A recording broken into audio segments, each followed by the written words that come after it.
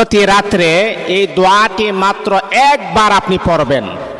যদি আপনি রাতের বেলা ঘুমানোর সময় এই দোয়াটা যদি মাত্র একবার যদি আপনি পড়েন, তাহলে আরশের মালিক আল্লাহ পাক রব্বুল আলামিন আপনাকে 70টা ভর ভর বিপদ থেকে আমার আল্লাহ আপনাকে কুদরতিভাবে হেফাজত করবেন।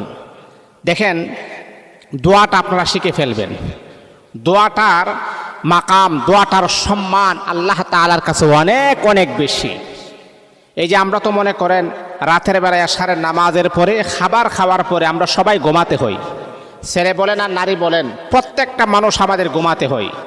আর ঘুম যদি আমাদের ঠিক থাকে তাহলে আমাদের চেহারাটাও সুন্দর হয় এবং আমাদের চলাফেরা করার ক্ষেত্রে আমাদের অনেক সুন্দর হয়ে যায়।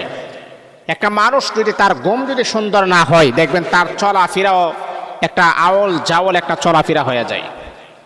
তো সম্মানিত হাজিরিন, দুনিয়ার জমিনের ভিতরে আমরা যেহেতু আল্লাহ পাক আমাদেরকে হায়াত নামক জিন্দেগি আল্লাহ আমাদেরকে দান করেছেন, আমাদের শরীরে বিভিন্ন প্রকারের বড় বড় রোগ শোকও কিন্তু আছে।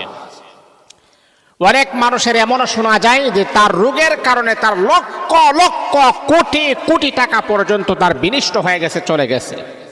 আর আল্লাহ আমাদেরকে সুস্থ রেখেছেন, এর চাইতে বড় নিয়ামত আর কি হতে পারে? আল্লাহ পাক রব্বুল আলামিন বলে, বান্দা আমি আল্লাহ তোমাকে সুস্থতার নিয়ামত দান করলাম। হে বান্দা, তুমি হসপিটালে চলে যাও, হসপিটালে যেয়ে দেখো কত মানুষ তারা কাতরাচ্ছে, কত মানুষ তারা কান্না করতেছে, কত মানুষ কত বড় বড় জটিল কঠিন রোগে তারা আক্রান্ত হয়ে আছে। ওই সমস্ত ব্যক্তিদেরকে যদি আপনি প্রশ্ন করেন, আল্লাহ তাআলার বান্দা আপনি কি চান, আপনি কি চান, আপনি কি চান, আপনি বলেন, ওই মানুষগুলা দেখেন আপনার কাছে বলবে, ভাই আমি দুনিয়ার কোনো কিছু চাই না, আল্লাহর কাছে দোয়া করেন আল্লাহ যেন আমাকে পরিপূর্ণ সুস্থতার নিয়ামত দান করে দেন।